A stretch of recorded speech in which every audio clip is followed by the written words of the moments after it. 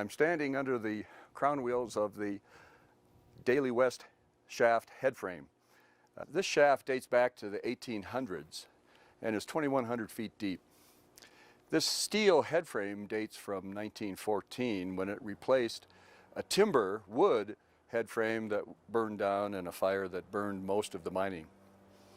The headframe stood at this site until May of 2015, when the upper portion of the shaft caved in, and it created a crater 20-30 feet wide that basically swallowed the front legs of this headframe, and the whole headframe tipped over to the west.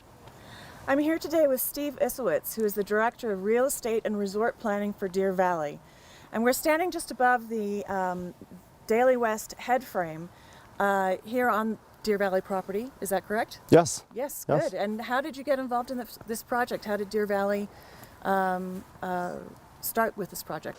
When the headframe collapsed and fell over in 2015, there was a lot of discussion as to what to do and how to stand it back up. And so that was a very drawn out conversation over a number of years because of the complication of who owns the property under the headframe. I see. And so on the surface, the JSSD, who's the water district, who handles mine water and service water for folks and maintains the mine tunnels for the water, they own the surface of the property, where United Park City Mines still owned the ground underneath and the 2,000-foot shaft that goes, down below from the mining days. So that does sound complicated. yeah, well, and then Deer Valley owns all of the land you see around it. Obviously the Montage owns their hotel, and there's other developments, around Deer Valley that people own, but we own the ski trails and what you see surrounding this site.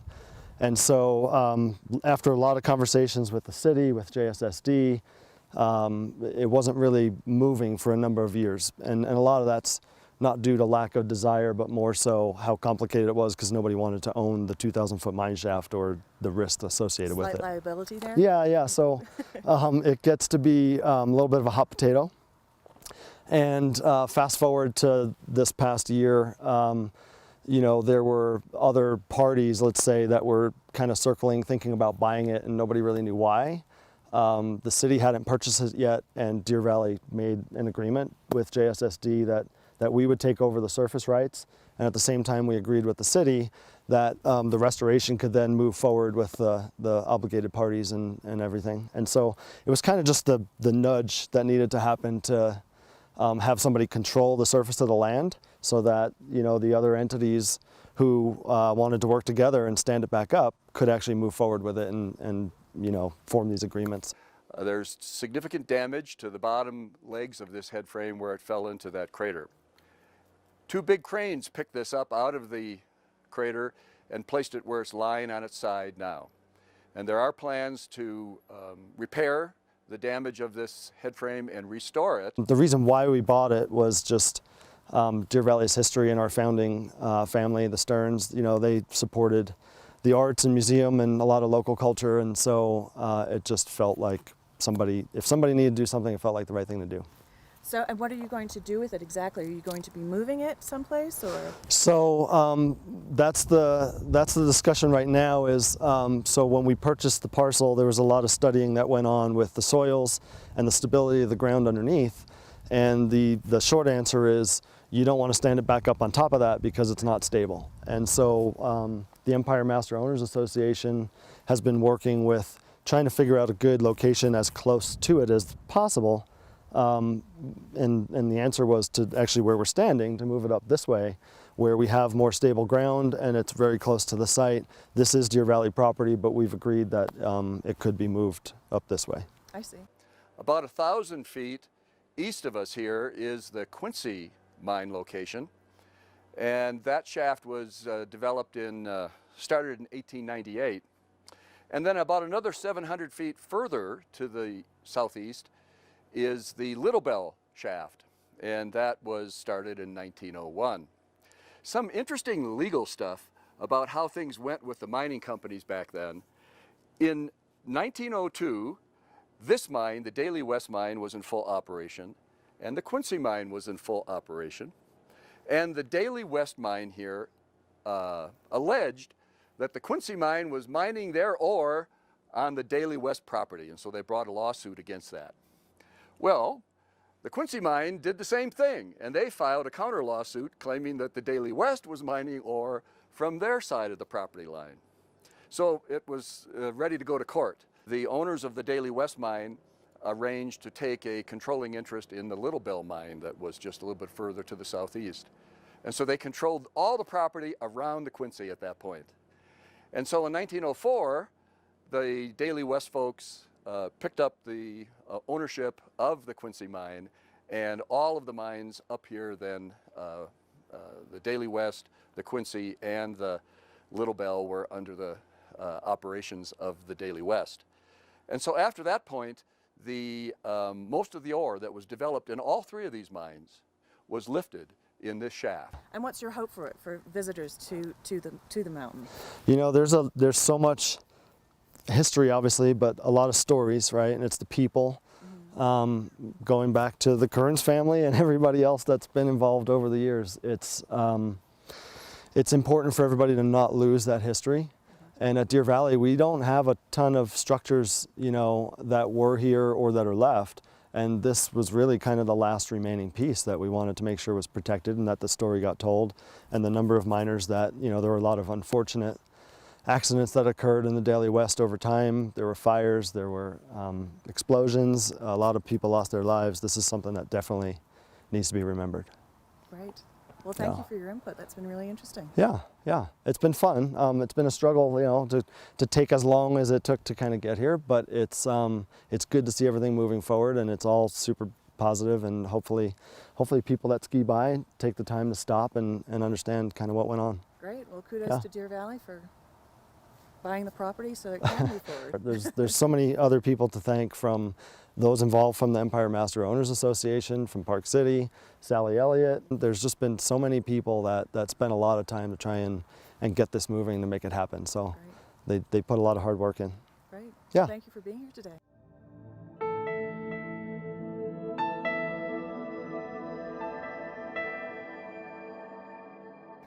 And so, what is your involvement with this seemingly very large project? It's interesting. So the Empire Pass Master Owners Association has had responsibility for preservation and restoration of a number of other projects here at Deer Valley, and we're discussing with the city those projects. And Sally Elliott and the Historical Society did a great job convincing us that we needed to think bigger and expand the scope to include the Daly Headframe.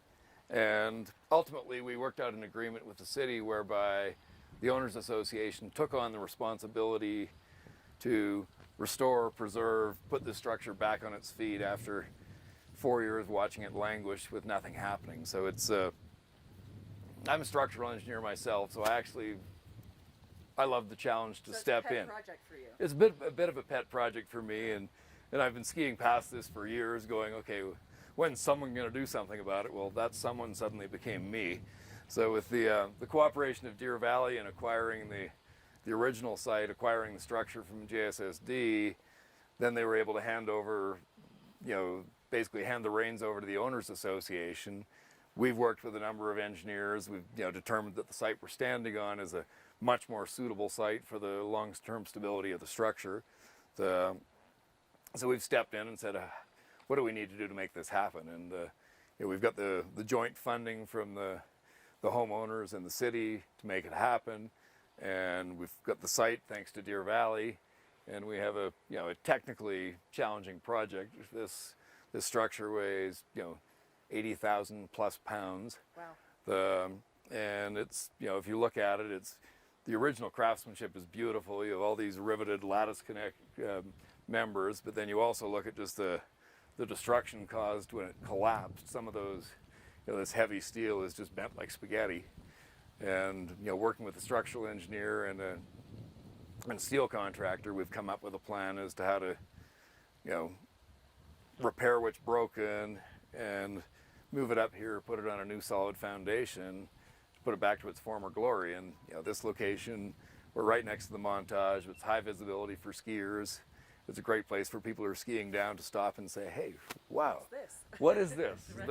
What's the history of it? And we'll work with the Historical Society to make sure we've got appropriate interpretive materials to let the skier and the hiker understand it as part of the history. Because this is, the tallest remaining structure. It was by far the biggest mining relic or the mining structure left at Deer Valley, which we have the opportunity to put back to its glory, and certainly one of the most prominent ones in all of Park City. So it's fun to be involved in. It's technically challenging, but it's, I think, something that the community is going to be very, very happy to see when we finally get it back on its feet, which is planned for next summer. Next summer, really? That's Yeah.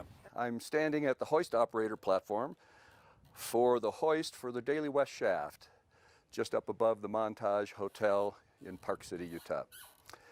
And what we have here is a double drum hoist. This shaft that this hoist serviced was 2,100 feet deep and had a number of levels or stations vertically down through the shaft. And so the hoist operator would need to lower the cages, which are also lying here, to lower men, supplies, and to raise cars of ore up out of the mine. And so the hoist operator would need to know how far to run the cable down into the shaft. And he did that with these indicator boards. Back in the old days, the hoist operators would put markings on these indicator boards to tell them when the hoist got to that level. And this dial would turn as the hoist operated. And they would watch that indicator, and when it got to the right spot, they could stop the hoist. And they got really good at it. A good hoist operator could lower the cage hundreds of feet down the compartment of the shaft and stop it within a few inches of the location where he wanted to stop it. So that's what we have here. It's a double drum hoist with wire cable. The wire cable went up the head frame of the shaft to the top and then straight down into the shaft in the two compartments, and so he could operate these independent of each other. This is an electrically operated hoist. This head frame, and I think this hoist, I've looked for a date on it and I don't see, dates from about 1914. And how long do you think it'll take you to actually physically move some of the structure up here? We think it's about a 4-week project. So first we'll repair the structure where it stands, which will involve cutting out some of the most mangled metal and replacing that with new steel. Our goal is to retain as much of the original structure as possible. We'll then pour a new foundation on this site and bring in 2 of the biggest cranes in the Wasatch back to Nice. put it up on its feet. So the day we actually stand it will probably be an 8-hour ordeal that we'll have tickets in the bleacher seats for everybody to come and watch. I was just going to say, can you come and watch? That would be really interesting to watch. It should be a very interesting day to actually erect it because the size and the complexity of the move. But it's I think we've got a good contractor, we've got a good engineer, and we've got great cooperation from Deer Valley and the city to make this project happen. So that's wonderful. Happy to be involved. And Sally Elliott has now joined us, founder and co-chair of Friends of Ski Mountain Mining History. And Sally, explain to us briefly how you got involved with these 2 fine gentlemen here. We moved here from Seoul, Korea in 1986, and I was a ski instructor, and I would ski around the mountains and go, what's that thing? And all I got was wrong answers. And I thought, okay, I'm going to study this. So I started doing research about it and found fascinating stories. And so I asked Phil Jones for permission, and he said, okay, you can do tours on the mountain to tell people about the history, and we'll just make it a service of the resort and we won't charge people. And I went, yeah, great, okay. And so it started there. And then my interest grew as I began to learn more. And in 1998, they were talking about the Flagstaff Annexation Agreement that annexed all of this Empire Canyon land. And so we worked with United Park City Mines to include stabilization, preservation, and interpretation of all these sites at Deer Valley. And that was a very positive experience. They also contributed a big chunk of money to the erection and the production of the huge historic markers that you see all over the mountains at Deer Valley and Park City. And the resorts themselves were responsible for building the big structures and maintaining the structures where the signs are. So you can ski all over Park City and Deer Valley and read about the history as you ski.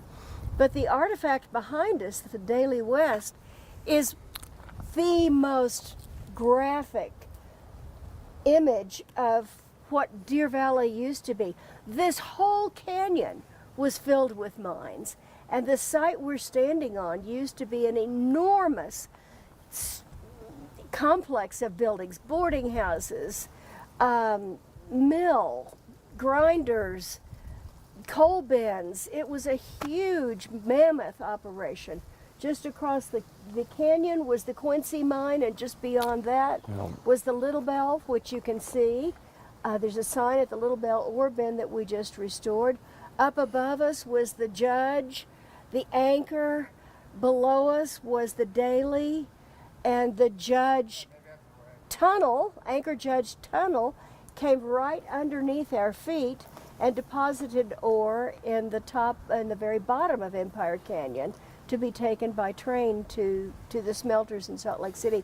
It's a great story, and it's one that we need graphic reminders of. And it's the only place that I know of in the world where you can learn skiing and mining history in the same location. No, I mean, the history of it is incredible when you actually get into reading those stories and understanding what everybody went through. There's so much involved to look at one structure is a really good reminder of opening your eyes and saying, well, what was that and what happened here? Sally, this has been an amazing project to get involved with. The Daly Headframe is the most prominent mining structure at Deer Valley. It was, something that was very prominently here when they originally envisioned the development of Flagstaff Mountain. Preserving the headframe was important. The Montage Hotel was designed around it to take advantage of the views of the headframe. And then in 2015, it came crashing to the ground, which I think shocked a lot of people in the community. Well, thank you so much for joining us here on the mountainside today. It was an absolutely glorious fall day. It is. And the information that you shared with us is fascinating. So, Yeah, Thank you.